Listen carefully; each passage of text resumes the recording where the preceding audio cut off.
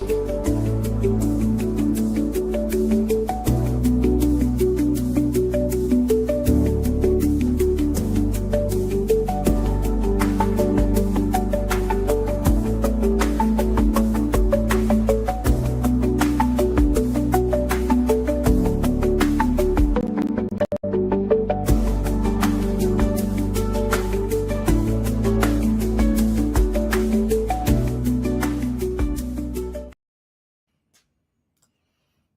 evening, everybody.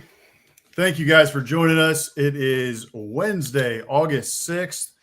We have fall camps going across the SEC. We've got SEC football any given Saturday on Netflix. And now it's time to finish up prediction season. We've got a couple weeks now until the season starts. And so we are ready to start making some predictions. We've had enough of the preview magazines. We've done enough research. We've started to get it figured out. So tonight, we will start getting into it. We will be getting into South Carolina, Florida, Alabama, and Auburn. And over the next couple weeks, we'll be finalizing our predictions on our show. So, again, thank you guys for joining us. Hammer, how are we doing tonight? Doing good. As you said, we're just ever so close to actual football starting. The Netflix documentaries getting everybody pumped up. We've got predictions tonight, so good stuff all around. I'm excited for the show and the weeks ahead. No doubt about it. As always, before we get started, everybody, please go sign up for the Morning Biscuits newsletter, biscuitsandsec.com/newsletter. You can sign up there. I wrote it this morning. Comes to you on Wednesdays during the off season. We only have a couple more weeks of that. Probably 2 or 3, and then we'll switch over to our in-season schedule, which is going to be Mondays and Fridays, always written by myself or by Hammer. Typically, we switch off on it and split duties on that. But everything you need to know about what's going on around the SEC during the season, we'll have injury updates. We'll also do any of the news nuggets that you need to be known about and understanding going into the week ahead and then into the weekend as to what's going on Saturdays and what you can expect and look forward to. Any of the good quotes from the coaches in their press conferences and any of the news coming out around college football as well. So we hope that you guys will go and sign up there again, biscuitsandsec.com/newsletter to sign up for the Morning Biscuits newsletter. So for those who are already subscribed, we appreciate it. And we hope those who aren't that you will go ahead and subscribe. So, all right, let's dive right into it here. So, Hammer, we were looking a little bit on Twitter today and a few different social media channels and seeing that there's some talk out of Tennessee, some talk out of Florida, that there's some issues piling up at wide receiver. I know that you were able to do a little bit more research into this as to what's going on. Give us a bit of an update there. Yeah, so admittedly, the guys that are showing up on this injury report really outside of a few aren't household names or aren't people that have really produced on the field a ton. But I think especially with the two teams it's impacting, it is definitely a storyline because the first one is Florida. We've already talked about the DJ Lagway injuries, the lack of reps that he is getting with his wideouts because of his own injuries. But now we're getting word out of camp of several injuries they've had. So my understanding is senior receiver Khalil Jackson, sophomore Eugene Wilson, sophomore Aiden Mizell, and freshman Muiz Tunkara, probably not saying that right, have all been injured since the start of camp, so really haven't participated. And then earlier today, big-time recruit freshman wide receiver Dallas Wilson suffered a lower leg injury. Unknown at the moment what the severity is. I'm sure we'll learn more once Napier talks to the media, but all we know is, he left practice earlier today with a lower leg injury. So hopefully it's not serious. But by my count, that is 5 wide receivers that are currently on the sidelines in Gainesville. Eugene Wilson was injured almost all of last season. I think he only appeared in 4 games. But if you recall, 2 years ago, his freshman year, he had a good campaign, over 60 receptions. So definitely someone that they are counting on, if healthy, to be productive for them this fall. And again, they're all on the sidelines. So even if and when DJ Lagway is back, potentially several of his top targets might not be there. So just a lot of issues with health and continuity and reps going on in Gainesville right now. So definitely something to monitor. And then similarly, Tennessee, who's also breaking in a new quarterback, presumed to be Joey Aguilar. We'll see, what goes on behind him there, but most likely Joey Aguilar, who, again, to reiterate, did not arrive until May or June after spring practice, so doesn't have any sort of continuity with his wide receivers. Tennessee's had some injuries there as well, unfortunately. Aguilar is healthy, as far as we know, obviously, but former five-star Mike Matthews, who I think they're counting on for a big year, missed practice earlier this week. He's back, so thankfully doesn't seem to be a big deal. He had a knee brace on, so, something to monitor, but he seems obviously like he's back practicing, so everything is fine there. They also have Chris Brazel, who hasn't participated all fall camp due to an injury, and then Braylon Staley went down, I think that was yesterday, with an injury. So 2 wide receivers currently out, one who's been out. Again, we're just talking about storylines out of fall camp. I think both of these, especially given the quarterback situations, are something to monitor. Is you just don't want these things to linger until, let's say it's game week and this dude hasn't practiced since the beginning of camp. And, we'll be talking about it after week 1, right? If they go out there and it's like, yeah, Tennessee, Aguilar didn't look that sharp. The receivers were off. Like, what's going on? This is something you can look back on and say, well, they didn't actually practice that much together. So just something to keep an eye on. Again, nothing has been reported as like a major injury, but these guys are missing time, which they desperately need with these new or young quarterbacks in the system. So that's a good point. And nobody wants to see an Oklahoma-style situation like last year with Jackson Arnold, young quarterback, new starting quarterback coming in, and then has his entire wide receiver core basically wiped. For him, it was wiped out for the whole year, essentially. So hopefully nothing like that happens here with Tennessee or with Florida. Hopefully they're just minor injuries. But most of those names, even though they may not be household names yet, most of those names are expected to be heavy contributors in the wide receiver room for both Florida and for Tennessee. I mean, I'm double checking the Phil Steele depth chart as you're talking, and every name that you mentioned is expected to be a starter according to Phil Steele in his depth chart. Multiple of the ones that you mentioned for Florida expected to be starters or, a backup, the first backup and first one on the field if somebody needs to come off. So a little bit concerning for both of those teams, something to keep an eye on. I would say that's probably the biggest storyline so far out of camps, right? Most of the time, if there's no news out of a fall camp, it's good news. So this is a couple of the storylines that have been trickling out. The other one to mention, too, we've talked a lot about DJ Lagway's health over the past couple of weeks, and seeing him in a boot last week, that worried a lot of Gators fans. That got the news media really spun up and talking about it. That's his 4th injury overall in the course of the last 2 years so far. So they've all, been generally minor, although the shoulder may have been more severe than we first expected. But at the end of the day, he's looking good. Billy Napier was happy with what he saw. He threw publicly in front of fans and the media at a practice the other day. And Billy Napier, after that, expressed confidence that he feels like he's on the right track. Now, I wrote this in the newsletter this morning. Hail Florida Hail had a piece that was discussing that. And they said, hey, don't be too worried about it right now. But at the same time, you have to read between the lines of what Billy Napier said, in that he's still not fully 100%. So he's on the right track. He's getting back, but he didn't have a brace on. He was throwing with a sleeve on his left calf. But throws look good. Throws had zip on him, according to the media. But at the same time, again, still be cautious. I don't think he's 100% just yet. Hopefully he can get to 100% by the start of the season. Yeah, agreed. Again, we're always hoping for everyone to remain healthy across all the teams. Obviously, that is not a reality when it comes to football, but I do think, especially in Gainesville, it's to the point, we'll get to this later in our predictions, I'm getting a little concerned about the injuries that are mounting. And then similarly with Tennessee, right?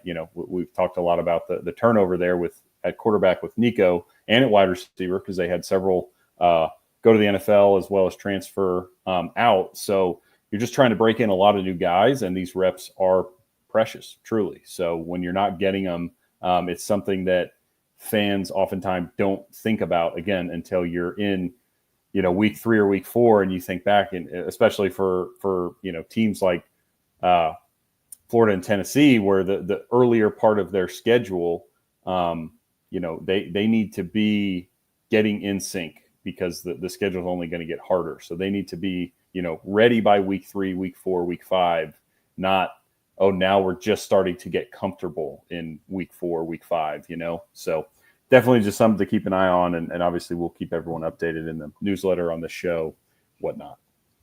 Yeah, without a doubt. So, all right, we want to get to our next topic here, because we want to get to the bulk of our show, which is going to be prediction season, and we did our over-unders a couple weeks ago. You guys want to go back and watch those on YouTube, you can check them out. Just did our gut reaction to, were they going to be over? Was this team going to be under their projected win total from Vegas? So those were some fun shows. But now we've gotten our research done. Like I said at the start of the show, we've checked in on all the different preview magazines. We've listened to a bunch of podcasts. We've been really trying to do our research and figure out what we here at Biscuits and SEC really think the season is going to turn out and look like for some of these teams, at least based on paper, right? Everything we know, it happens during the season, injuries, there's a lot of different things that can happen. But right now, looking at it on paper, we're going to make our predictions tonight. So we want to get to that for the bulk of the show. But before we get to that, we do want to talk a little bit about the Netflix show that came out. A lot of hype surrounding it, a lot of excitement surrounding it. It was done by the Drive to Survive and the what was the golf show? Full Swing producers. And I got to watch a little bit of it the last couple of days and really enjoyed it. I think I've gotten through 3 or 4 episodes. It came out yesterday, so that tells you how much TV I've been watching on it. But I've really enjoyed it so far. There's a couple of takeaways for me. I've really enjoyed the behind the scenes. Has been super cool to see, right? Who can get enough of that sort of stuff when it comes to sports? Just kind of seeing, how people are thinking about things, how the coaches are thinking about different things, different scenarios, different things that are happening in the media, especially when it comes to like things that are swirling, like, for instance, Sam Pittman with all the coaching rumors last year. Could he get fired? Is he not going to get fired? You see the lows and then the highs of that as well when they go and beat Tennessee.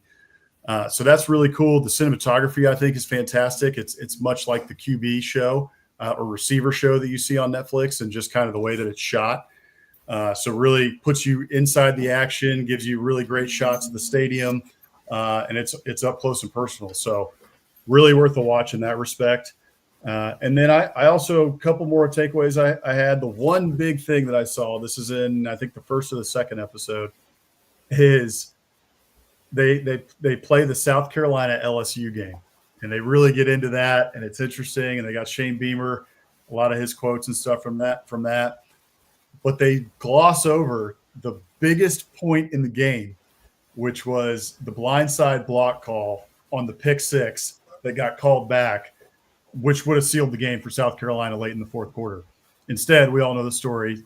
LSU gets the ball back. LSU eventually scores, and then LSU wins the game. So it was a little frustrating, and that was getting called out on Twitter. In fact, I called it out on Twitter as well, just that I think they might have gotten a call from the league office saying, hey, this needs to get cut. So that was a funny moment. And then just a couple others as well. Hey, Diego Pavia is a dog. I saw some Tennessee fans talking about it. They were annoyed that, he's so insufferable. Look, if you're not a Tennessee fan and you don't hate Vanderbilt, you got to love the kid. He just has moxie. He's got swagger. And I watched the Alabama game one today, and that was just fun to see, man. When he's talking to his players on the sideline, they're in the fourth quarter. It's coming down to the nitty-gritty. You got to get a couple of yards. You got to get one drive, couple first downs to finish off the game. And his speech, just pumping his guys up on the sideline, was giving me goosebumps. So that one is worth a watch. The whole show is worth a watch. And finally, I really became a big Graham Mertz fan, Billy Napier fan as well, and then Shane Beamer and Sam Pittman. All those guys come across great in the show. Nothing but good things to say about him. Shane Beamer, family man, has a wonderful, beautiful kids. And Sam Pittman, just seems like a great dude to have a cold beer with. So those are my takeaways from any given Saturday so far. Nice. Yeah. I have not been a Netflix subscriber, I don't think, since like 2022. So I've been holding out for a long time, not giving my money to the Netflix overlords, but I do think later this week I'm going to have to pony up and at least get it for a week, or as long as it takes me to watch this show before I cancel again. But yeah, I do feel like I'm missing out, and this is something I really would enjoy watching. So we'll have to pony up and pay the man for access to this, and then promptly cancel afterwards. But I'm looking forward to watching it. I only think you're going to need it for a week, because it's kind of for you, for any of us football junkies, SEC football junkies out there, it's going to hit like crack. You're going to be like Tyrone Biggums. That's what I wrote in the newsletter this morning. The old Chappelle skit. You're gonna get through it in a week. I guarantee it. And it gives us just enough fix right before football season, kind of like Last Chance U used to do back when they did Last Chance U. And for me, I know all of our friends here, all of our viewers, all of our readers are much more SEC fans, much more college football fans than they are NFL fans. So QB and receiver, I'm sorry, it doesn't. I like it, I enjoy it, I watch it, but it doesn't really do it for me. I need something from college football, and this definitely gives you the fix. So 9 out of 10 for me. I don't really know how you can get to a 10. I think 10s are pretty tough to achieve. Top Gun 2 maybe, because they didn't have a real enemy. but other than that, great movie. The series is great. Go ahead and watch any given Saturday on Netflix. So, all right, let's get into our previews here. But just quickly before we do, let's do our ad. Our ad read from the Steer Agency. Football is all about strategy, just like winning in business. When you're dialing up the perfect play on Saturdays or looking to dominate in public affairs, PR, or digital marketing, you need a team that delivers results. That's where the Steer Agency comes in. They craft winning strategies that get you seen, heard, and ahead of the competition. Don't just play the game, control it. Visit thesteeragency.com today. Take your brand to the next level. So thank you to the Steer Agency for sponsoring our show tonight. We appreciate it. And now, drum roll, let's get into prediction season here. Predictions. That's right. I'm excited for this. This is going to be fun. So as everybody is aware, or should be if you were with us last week, this is our 16-16. Hammer's got one coming out on Georgia this week. We've been getting these out over the course of the last 2 weeks, and we're going to keep pumping them out. This is a 30,000-foot view of each program. So we look into their NIL funding. We look at the facilities that they have. We look into any stadium renovations that they're funding. We look into how they've been doing in recruiting over the last couple of years. We take a total approach to looking at the program, and then we go back and we check what that means for the 2025 season, or what that means for the season ahead, and then kind of what that's going to look like, overall. So we give them a Biscuits rating out of 12. We've got a whole Biscuits rating system that we do. So be sure to go check those out on biscuitsandsec.com. But tonight we've done 4 of those 16-16s. Those are up on the site tonight. Georgia will be coming out soon, maybe tonight, maybe it'll be tomorrow. But because of the 16-16s we've done, which is South Carolina, Alabama, Florida, and Auburn, those are the ones we have the most knowledge base about, and the ones that we can make the best predictions on thus far. So that's what we're going to do tonight. And let's start here with South Carolina. So let's look at their schedule first here. This is South Carolina's schedule for the 2025 season. You got Virginia Tech to open up in Williams-Brice, which is going to be a lot of fun, a lot of history there with Shane Beamer, obviously his father, Frank Beamer, the coach at Virginia Tech. Then you got it's not too easy. Vanderbilt's not an easy game by any stretch of the imagination anymore. Missouri certainly not either. But the back half of your schedule is where it's pretty loaded. LSU on October 11th at LSU, obviously going to be a difficult game. Everyone expects OU to be better this year.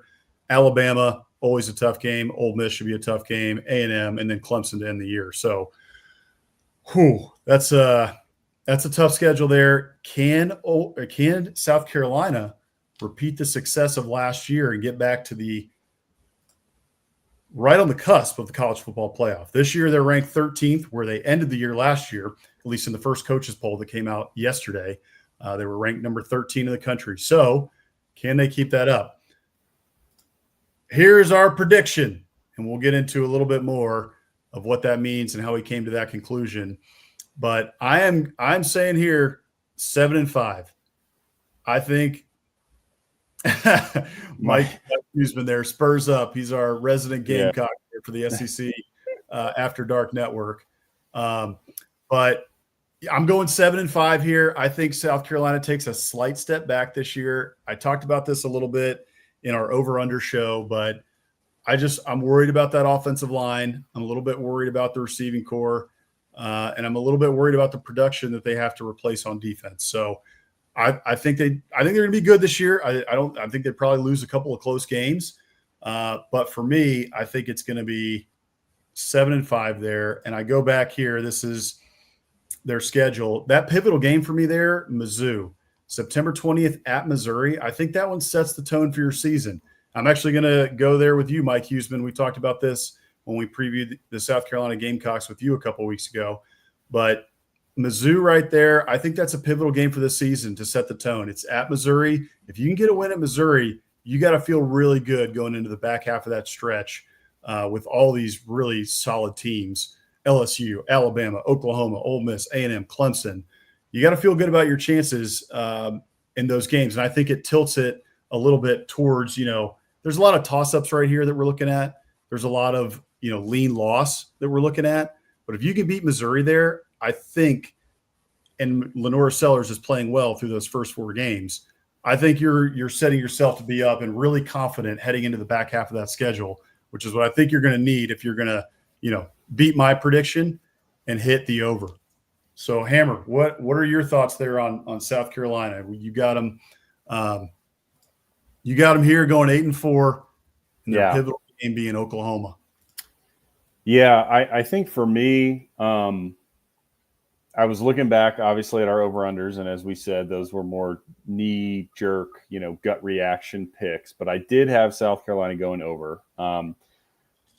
As we got closer and we were looking at this again today, I was a little more hesitant, but ultimately I decided to give them the nod there and say they're going to go 8-4. Most of that for me pretty much just rides on Lenore Sellers, because I think everything you brought up is fair. They did lose a lot, especially on defense. Just looking back, they lost 4 defensive linemen. They're really counting on the Aggie transfer Gabe Brownlow-Dindy to step in there.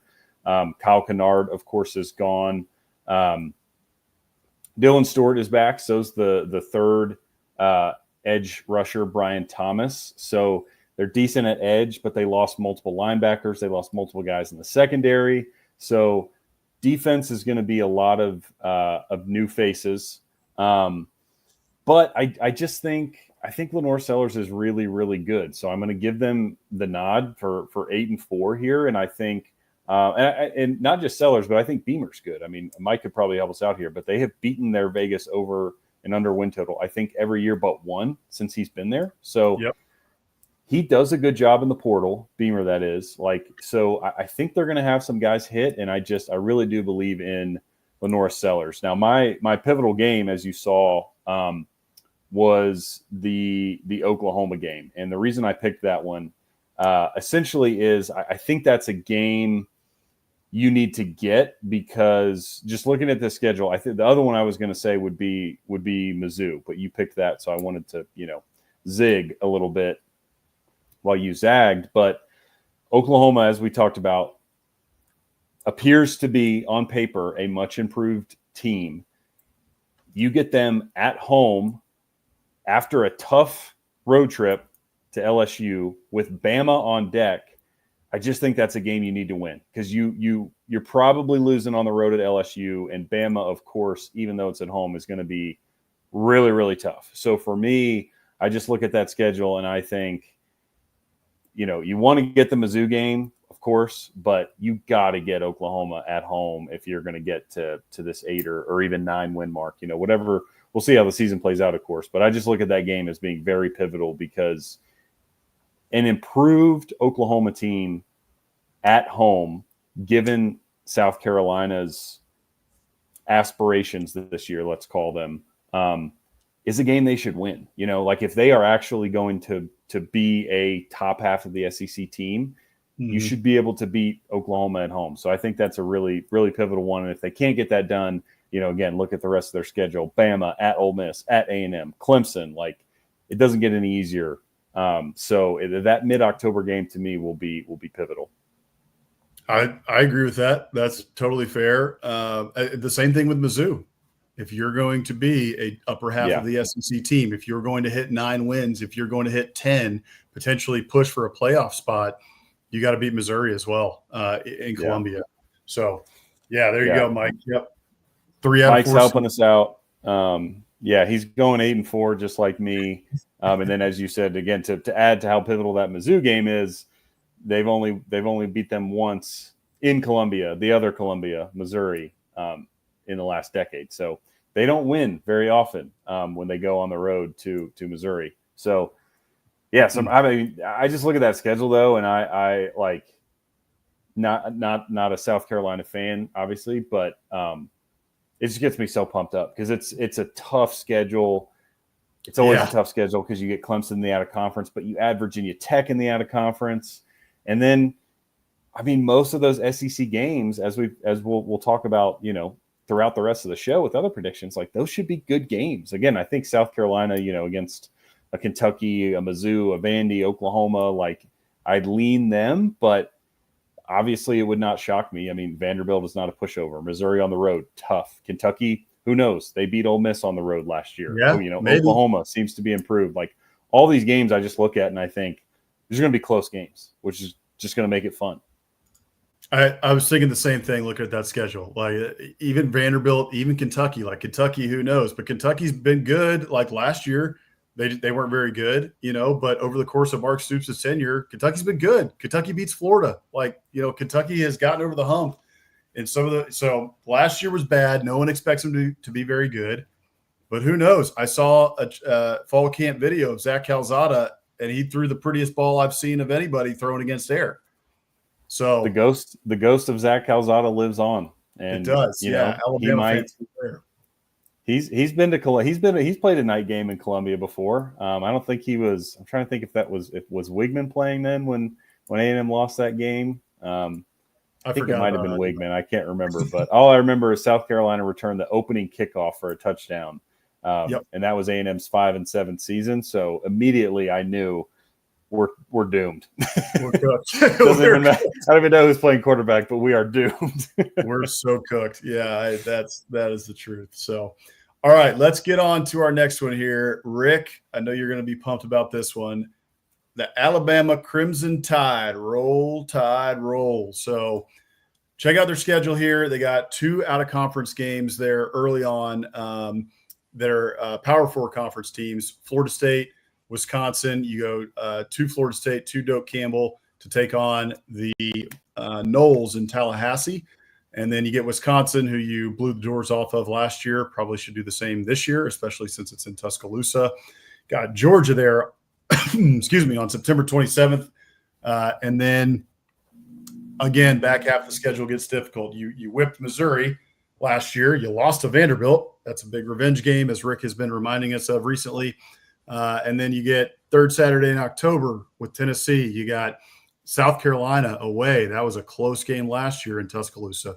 LSU, Oklahoma, and then Auburn to end the year. And we all know how the Iron Bowl always goes. Even if Auburn is going to be 6-6, or say they're 6-5 going into that game, you never know how that one could turn out. Typically the Tide get the upper hand even in close games, but still – throw it all out the window. Records don't matter. That one is always a fight to the finish. So here we go. Alabama 2025 predictions. We're both going 10-2 for the Alabama Crimson Tide. Even looking at that schedule, some of the difficult games on there in the back half. And pivotal game for me, going back to the schedule here, South Carolina.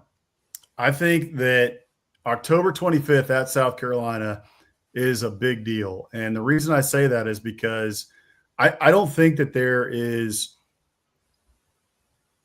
you could lose potentially there to Georgia, right? September 27th, going to Georgia, that one's going to be tough. So say you drop that game, but then you went out up until the South Carolina game. We all know how South Carolina played Alabama last year. Like I just mentioned, it was a close game. South Carolina had them on the ropes. They pushed them all the way to the final whistle. And now South Carolina is going to be chomping at the bit in Williams-Brice on October 25th. And then after that, you got 3 more games that you're really going to have to win. So I think that South Carolina one right there is such a tweener game. And really, if you end up with a loss there, and then you're going in, you got 2 losses there, and you got 3 big games to go, you don't want to drop another one of those, right? Or you're potentially out of the playoffs. So I think probably they head into that game with 1 loss, most likely against Georgia. I don't think anybody else, frankly, is going to beat them before that. But with 1 loss going into that South Carolina game, I think that's where the season could turn. So for better or for worse. Yeah, no, I think that's fair. Yeah, I mean, like you said, I think both of us going 10-2 with Alabama just speaks to our belief in DeBoer, our belief in Grubb, obviously, too, coming back. And one thing too I want to call out is all signs are pointing to Ty Simpson being the guy, and I probably shouldn't think this way because it's a completely different staff. Nick Saban is not there. Steve Sarkisian is not there. But the last time there was a guy at Alabama that was let's say, slower pocket passer who sat on the pine for years and waited his turn, that was Mac Jones. And he balled out. And so I don't know why I think this. I just think Ty Simpson's going to have a good season, even though we haven't seen him, because 2 reasons. One, if he didn't think there was opportunity at Alabama, he would have transferred out. The second one is if Alabama didn't like him, they would have brought somebody else in, which they did initially with Austin Mack. But this past offseason, they knew Jalen Milroe's gone, and they looked at their quarterback room and said, no, we like what we got here. And I think Simpson's a big part of that. So I think their offense is going to be much improved. I like the Isaiah Horton pickup in the transfer portal from Miami at wideout. I think he'll be a nice complement to Ryan Williams and Jeremy Bernard. Jam Miller comes back at running back. I think they're going to be better. The Bama defense is always really solid. I know they had a few games last year that were uncharacteristic, but overall, it's Alabama's defense. And yeah, for me, you picked the South Carolina game as a pivotal game. I picked LSU. I just think Bama has dominated LSU, and LSU has very high hopes. That game comes after a bye week after the South Carolina game. So you brought up the South Carolina game. And so that for me is like, okay, let's say they go on the road, and get a win at South Carolina. Then they get, go home, rest up, and then they get LSU, who people are at least predicting LSU to get an at-large spot in the playoff. I think that's a pretty standard prediction right now. So you're getting one of the top, 12 teams in the country in your house, a team that you have, again, dominated over recent years. And so I just think that's a really big game where Alabama and Kalen DeBoer need to put their foot down and say, these are not the kind of games we lose at home. I don't care if Garrett Nussmeier's, the September, mid-October Heisman favorite, whatever, coming into November. Like, we're Alabama. We do not lose this type of a game at home. And honestly, if you go back to their schedule here real quick, like, again, there's going to be a lot of tight games probably on the schedule. Tennessee's no pushover, Oklahoma, hell, Vanderbilt, Missouri, Auburn. Like, we saw it last year. Bama could lose any of those games. But I look at their schedule and I think Georgia, South Carolina, and LSU, as we sit here today, on paper, for my money, are the 3 toughest games they have. Well, 2 of those are on the road. So if you lose them, not that it's excused, but it's more common. The LSU one, again, being at home, like you don't lose that game. So that's the pivotal one to me. And I think if they beat LSU at home, I have a hard time seeing them losing another, more than 2 games. So I almost think they get to 10 if they can get that one at home. I think that's right. I look at that schedule, and yes, there's some difficult games on that schedule, no doubt. The 3 that you mentioned specifically, but I think Alabama is going to be very good this year. They're super talented, as they always are. DeBoer's done a very good job in the recruiting ranks. He's also done a pretty good job in the transfer portal, filling spots. So I just like where Alabama's at. I'm a big believer in Kalen DeBoer. I know that in year 1, right, going 9-3 was not what Alabama fans wanted nor expected, especially with the losses to Vanderbilt and a 6-6 Oklahoma team. But at the end of the day, this guy has a long history of being a dang good coach. And so I just have a lot of faith in him that he's going to get it right, especially with Ryan Grubbs being his offensive coordinator back here now, and somebody at quarterback, like you mentioned, Ty Simpson, who's a little bit more of what they want to be doing in terms of their prototypical quarterback that they want for that offense. So I really like Alabama this year. I think they're going to the playoff. That's what I think. So yeah, I would agree. I think they're in Atlanta as well. I think they're one of the top 2 SEC teams at the end of the year, and we'll be going to Atlanta. I think that's probably right. So, all right, let's hit our next one here. Let's get over to Florida.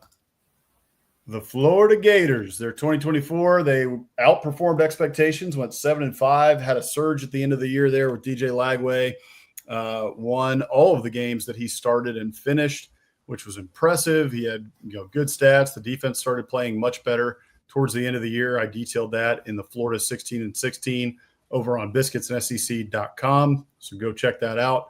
But this is the schedule. So you got LIU to start out, USF. You got two games you should win right off the bat. Hopefully get DJ Lagway fully healthy, fully comfortable, and hopefully those receivers are good to go by week 1 and we don't see any injuries for them up until the LSU game. Hopefully they're fully healthy going into that, because that is going to be a revenge game there for LSU. Should be a great game in Tiger Stadium. Tiger Stadium will be rocking. I bet that one is at night. I need to go double check that and see, but I have a feeling that one should be at night in Tiger Stadium.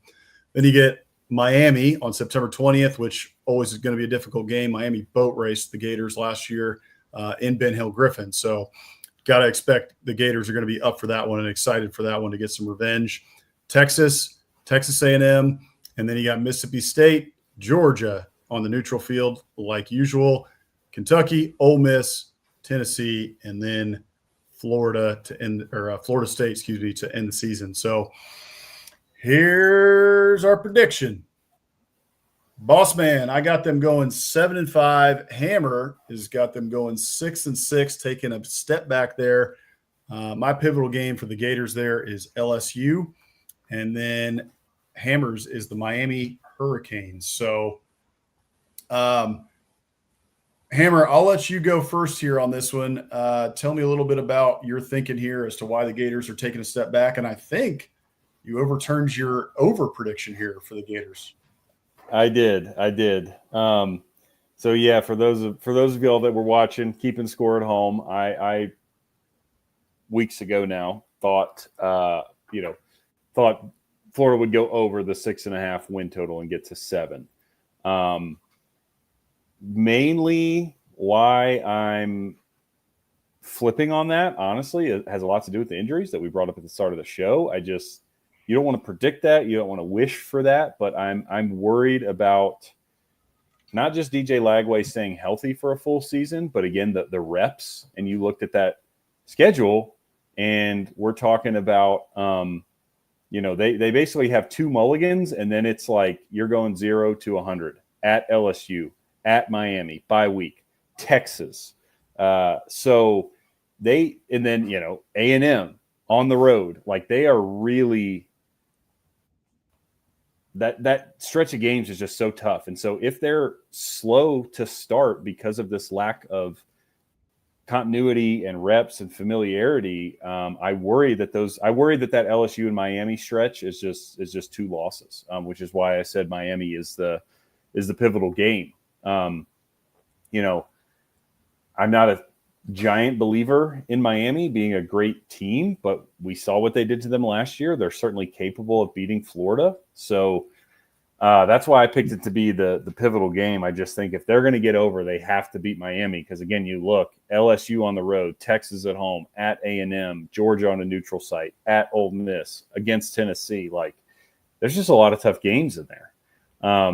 So yeah, I'm backtracking a little bit on my prediction with partially just, again, looking at truly how tough that schedule is, alongside the worries I have about just like general health and readiness, I guess we could say, right? Of just like, these guys are not getting reps. And I think that could affect them. Again, like, let's just think in your head here. If some of these guys, whether it's Lagway or his receivers, miss half of fall camp, a couple of them miss, the early games against Long Island and USF because they know they can win without them. And then, oh, great, you guys haven't thrown a pass to this guy since last season because you didn't throw in the spring. He was out all fall camp, and we let him rest for these first 2 games. Well, we're going to go play a night game in Tiger Stadium, and hopefully y'all can make some connections downfield. Like, good luck, dude.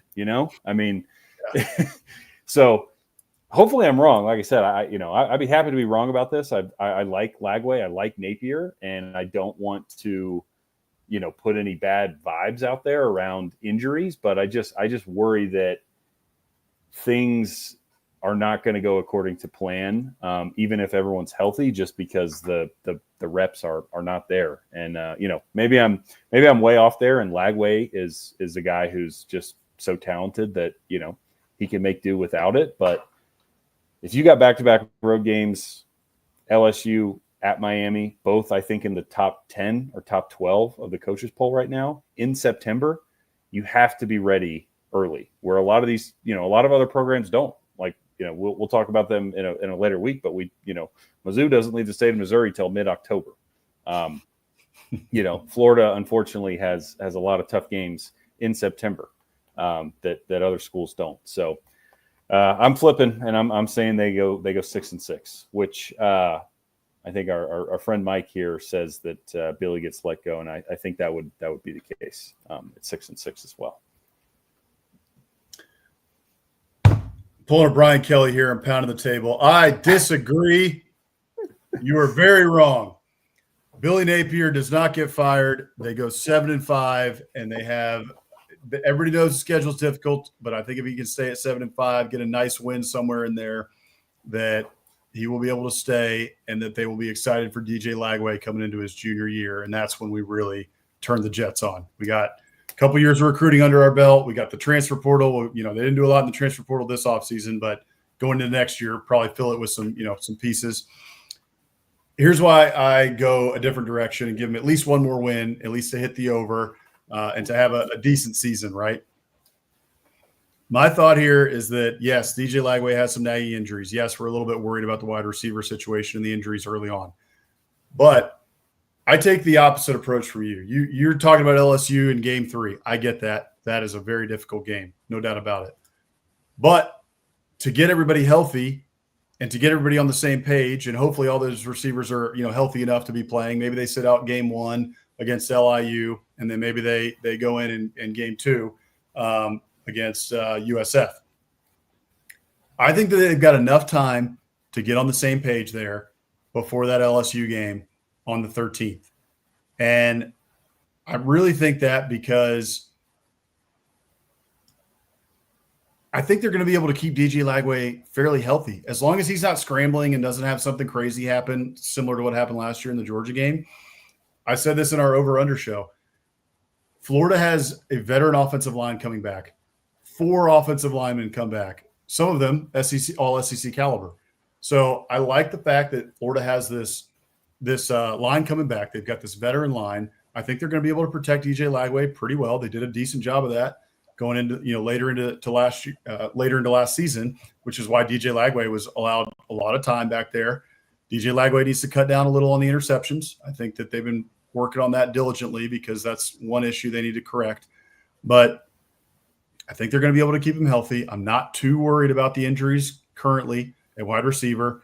And because of that, I look at the schedule and I still see 5 losses. I don't think they make much of an improvement, over last year's record necessarily, but I think there's some wins there. I think that you're going to be able to clip somebody that people don't expect, just like you did last year. If you got close to doing it against Tennessee last year too. I mean, I think Tennessee could be a win this year, considering everything that they lost. Joey Aguilar, who knows what that's going to look like.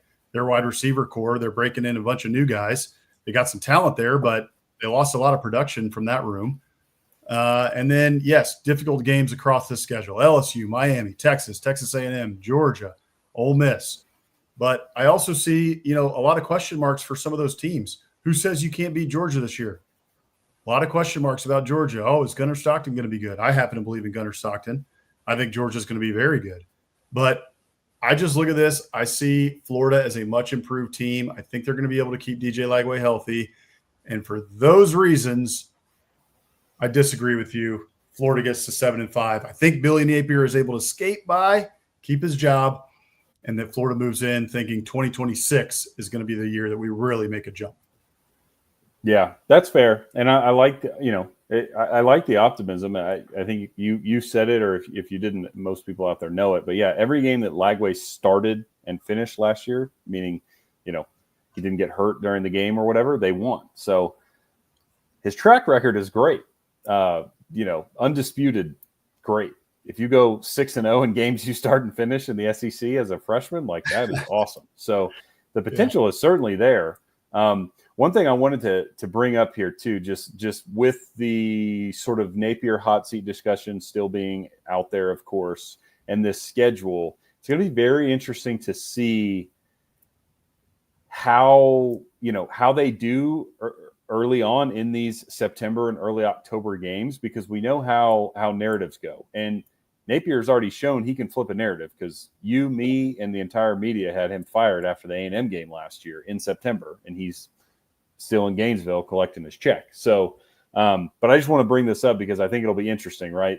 At LSU, at Miami, home against Texas, at A&M. That 5-week stretch with 4 games really could turn the tide in an amazing direction or in a terrible one. You know what I mean? Yep. Like if you lose back-to-back LSU at Miami, have a bye week, that entire bye week, Gator fans are going to be screaming at the rooftops to get rid of this guy. We can't, we're not doing this again. We're 2-2.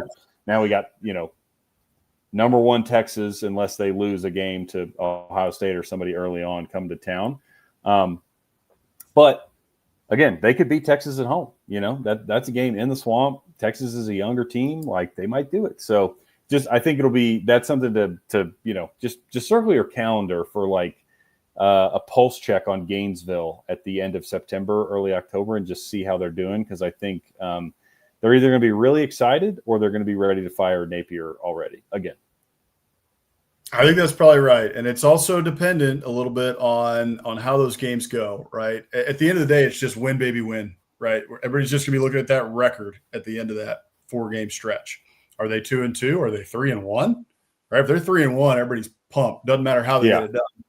If they're 2-2, okay, it's a little bit shaky. If we're 1-3, if we're 0-4, if they're 0-4, sound the alarm. He may already be fired by the end of that A&M game. Right.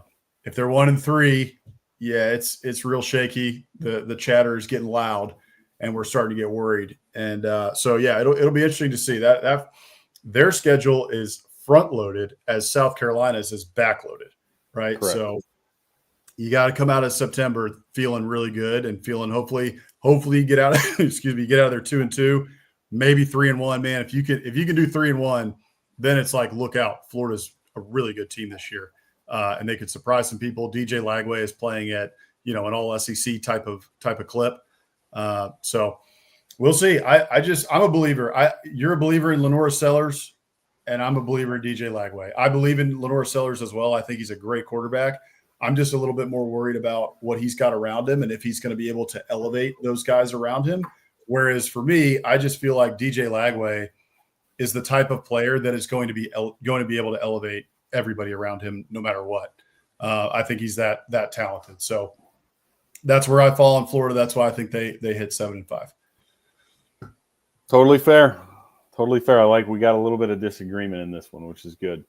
That is good. We need that for sure. So, all right, let's we're doing pretty good on time here tonight. We hit an hour and a half show last week for those of y'all that joined us, and sorry we went so much overtime, but Hammer and I can really get to talking and going back and forth. But this week we should be close to time. So let's hit our final one here of this week, and let's go to Auburn. So the Tigers, we've talked about this one a little bit over the course of the last couple shows. I know this one's starting to get circled on calendars here. August 30th at Baylor. Do not overlook that game. The Baylor Bears are probably going to push for a Big 12 title this year. At the very least, they should be at the top of the Big 12, top half of the Big 12 this year. So that's going to be a really interesting game there in week one, especially since Auburn has to go to Waco and play them in the toilet bowl there. So if you don't know what I'm talking about, everybody just look up Baylor Stadium. And being an Aggie, we got to take a shot there. But it's actually a very beautiful stadium. McLean Stadium is a very nice stadium. But that'll be a great game there in week one. Then you get a couple of cupcakes there. South Alabama is not the worst team out there, so don't totally overlook them, but should get a win there. Oklahoma, Texas A&M get back-to-back road games there. Those will be difficult. And then you go to Georgia. You play Georgia at home in Jordan-Hare. Mizzou, Arkansas, Kentucky, Vandy get a bye, and then you get Alabama there to end the season for the Iron Bowl, like always. Auburn needs to have a good year, man. Over under there set at 7.5 from Vegas. Hugh Freeze really starting to feel his seat warm up. They got to get it done this year, or Hugh Freeze may find himself out of a job. So, Hammer, I'll let you go first again. I think we were 2-2 here. You've got Auburn here. Drum roll. Hammer, 7-5 for Auburn. Pivotal game there is Baylor right there in week one out of the gate. I got them at 6-6 with their pivotal game being Vanderbilt, which I'll explain why in just a minute. But yeah. Okay, take us through it. 7-5 for the Auburn Tigers this year. Yeah. Man, I waffled on this one between 6-6 and 7-5. This does still track with my over-under because Vegas has the over-under at 7.5, which kind of surprised me. I'm not a big gambler, but if you are and you take advice from a losing gambler like myself, then go get the under on Auburn because I struggled to see them getting to 8. But I leaned 7-5 here. Man, really, I guess kind of just on a hope and a prayer. And most of that hinges on I think Auburn is just a talented football team. And at some point, they have to stop shooting themselves in the foot, cutting themselves out, at the knees on their own. And if they stop with the self-inflicted wounds, I think 7-5 is a very reasonable record for them. Obviously, I love their wide receiver room. I like the offensive line that they have a few guys coming back, and then they did well in the transfer portal, picking up two starters. 5 starters. All 5 starters for Auburn come back, and they added some depth and some bulk in the transfer portal that could potentially push for a starting job. Great. Yeah. So I think they have a good offensive line. Jackson Arnold, I'm not totally sold on him, which is reflected in my 7-5 prediction. I think he's going to be better than he was at Oklahoma. I think he's probably going to be better than Peyton Thorne on the whole, because I think he'll have better protection. He's got better wideouts. He can run the ball a little bit, which I know Freeze will use in spots. similar to Peyton Thorne last year, where every once in a while you would look up and be like, oh, dang, Thorne's got 60 rushing yards today. Like that's impressive. So I think Arnold can do that as well. As we brought up during the over-under, I do trust DJ Durkin and the Auburn defense to be good enough, right? I don't think they're going to be a top, 5 unit in the country, but probably top 25, and that's good enough to keep you in every game you're going to be in for the most part. So I look for them to be solid. The pivotal game for me, though, is truly that week 1 at Baylor. I think if they lose that, they struggle to get to 7 probably. Similar to what I was talking about with Florida, Hugh Freeze a little bit on the hot seat, and you just look at the schedule, right? At Baylor, as our friend Mike points out, Baylor's favored in that game, so you're not expected to win that game. But then you have 2 cupcakes, as you said. South Alabama's got a little something, but 2 games you ought to win. But then you go at Oklahoma and at A&M. So 3 of their first 5 games are on the road. 1 is in week 1 at a big stadium, and then the other 2 are at 2 of the biggest stadiums in the country that are going to be absolutely ripping. And so again, like if you lose to Baylor, there's a very good chance you're starting. You're looking at a 2-3 record going into the game against Georgia after a bye week, and that is not a place you want to be. So you have to beat Baylor. Start 3-0, and then even if you lose those next 2 games on the road or lose at Georgia, like you can still fight and claw. But if you lose to Baylor week 1, I think they struggle to reach my 7-5 prediction, and definitely struggle to meet their over/under. So I think Baylor's the pivotal game. I'm just sort of to summarize. I think they're talented, and I think at some point their luck has to turn, and they have to stop with the ridiculous turnovers, at least in a game or 2 that that they gave away last year that they won't this year. So I'll take 7-5 for the Tigers. I like the reasoning. 7-5. 7-5. I think Auburn fans are not very happy. No, but Hugh Freeze, it's going to be close. It kind of depends. Does he keep his job at 7-5 or does he lose it? Probably depends on how the wins turn out. I was going to say, I think it depends on where the wins come from, how they look, how competitive they are. I think the Iron Bowl is pivotal. Not that they have to win it, but they need to be competitive. So yeah, that would save Gus Malzahn's job once or twice. So might end up saving Hugh Freeze's job if he can get that win there. Cover your ears there. Cover your ears there, Rick. But all right, so I went the opposite again. A little bit of disagreement here. I go 1 game under, where Hammer had Auburn at 7-5 for Hammer. I've got Auburn at 6-6. To me, going back here to their schedule real quick, that early season, gauntlet like you talked about, Baylor out of the gate, 1.5 point favorites. Okay, they're not necessarily favored. That's basically a push, though. At the end of the day, Vegas is saying that's money line. Total toss up here, but again, going to be a tough game right out of the gate in Waco. Then you have at OU, at A&M, and then Georgia. Even though Georgia is in Jordan-Hare, and Auburn has played Georgia well in Jordan-Hare, over the past 5-10 years or what have you, especially going back to that Peyton Thorne game. I think it was 2 years ago where it was like completely surprising that they gave Georgia a game. But either way, difficult game. Georgia's going to be ridiculously good again. They should push for a playoff spot if they're the Georgia team we expect them to be. But I just, excuse me. Yes, they're talented.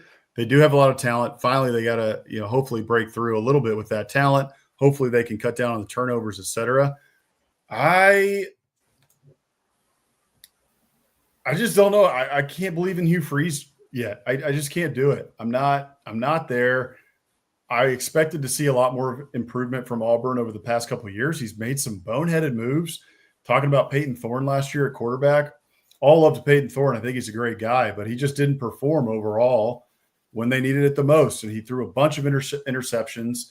And to me, he was a big reason why they were as bad as they were over the past couple of years. And he decided not to go out and get a transfer quarterback last year to compete with Peyton Thorne. That was a big decision, turned out to backfire on him.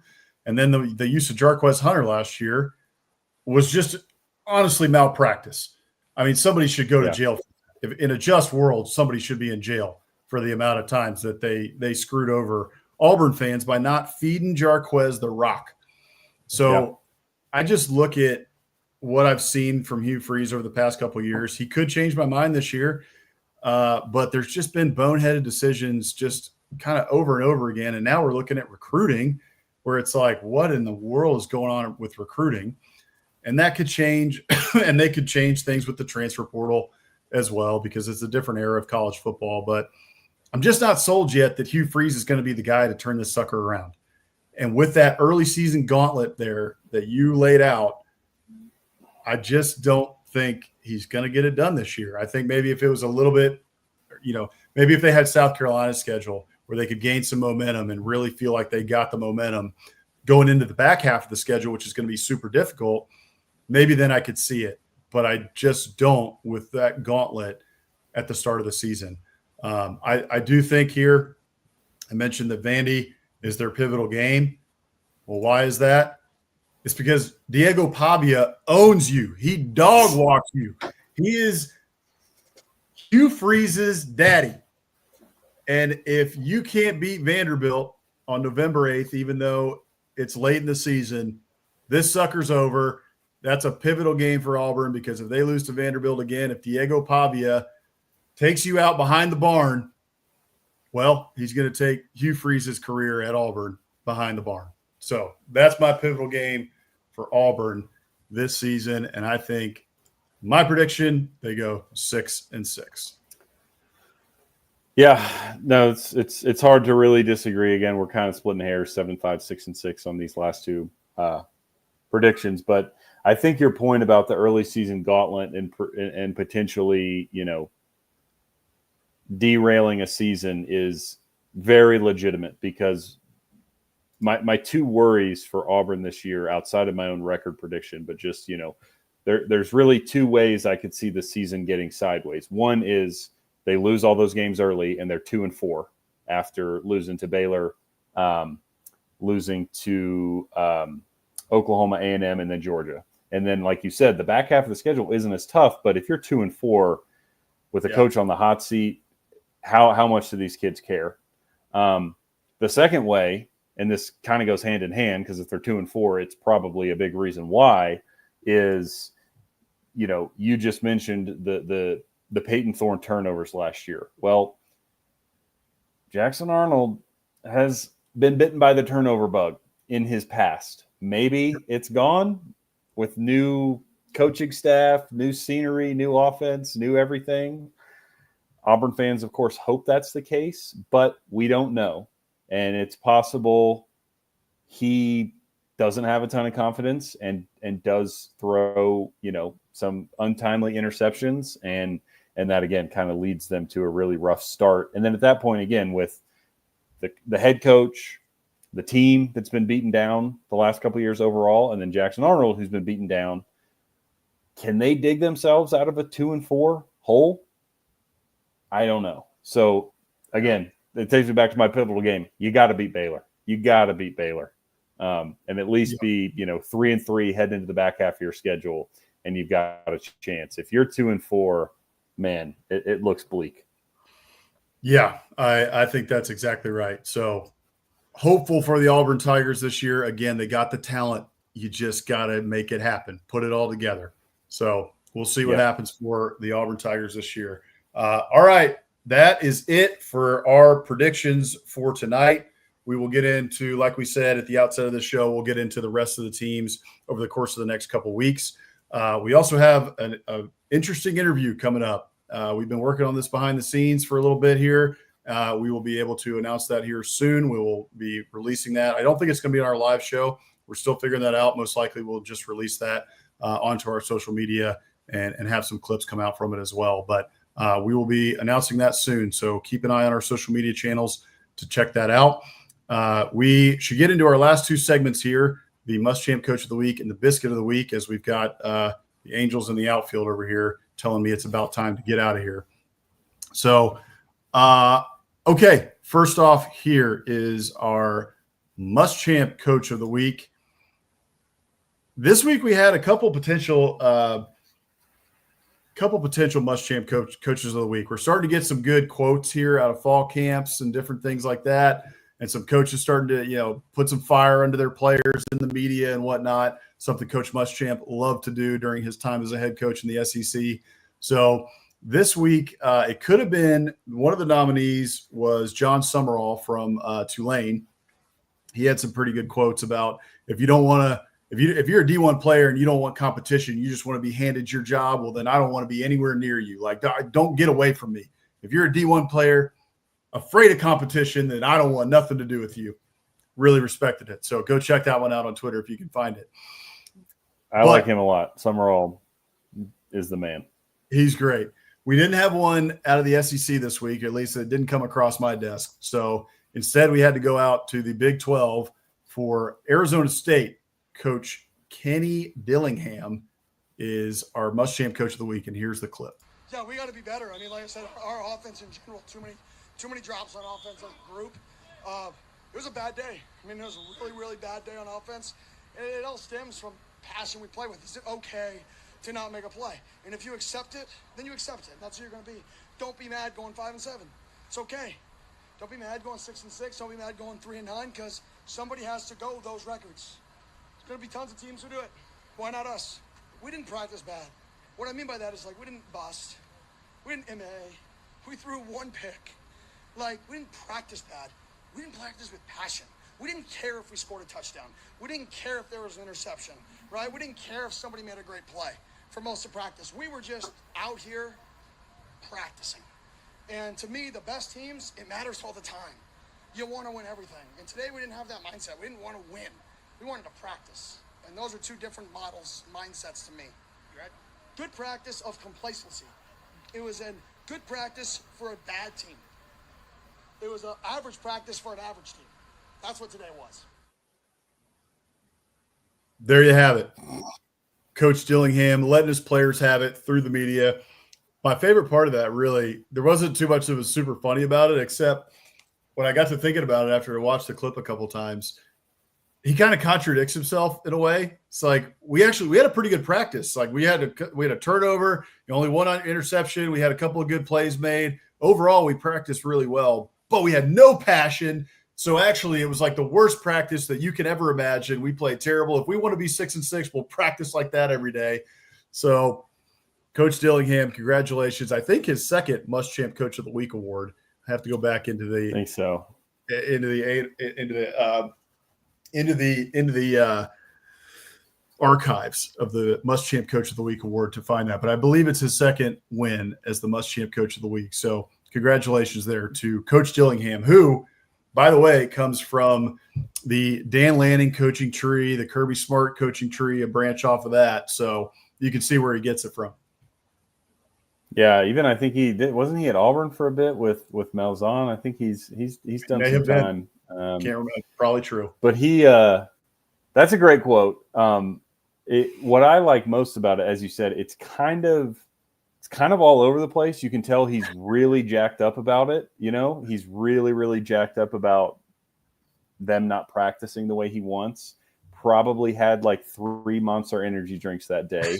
I mean, his eyes are bugging out. He's very, very jacked up about it. So much so that what he's saying doesn't always make sense because he's just stream of consciousness. Like, here's what I'm thinking. Here's what's going on. And like we got to be better. It's just like classic football coach, not quite making sense, but he really believes it. And he's really, really jacked up about it. But yeah, I mean, I like Dillingham. He's a great quote. He says what he thinks, ton of passion. And, that's just a fall camp post-practice interview right there where he's mad about something. And then, he just spews a bunch of nonsense for 2 minutes and then, says we got to be better, right? Like, well, yeah, we got to be better. We got to be better. Yeah. You got, if you don't have passion and you come onto my field, you can get off. Go somewhere else. Go play at Arizona. Go play for those sissy Wildcats down in Tucson. Right.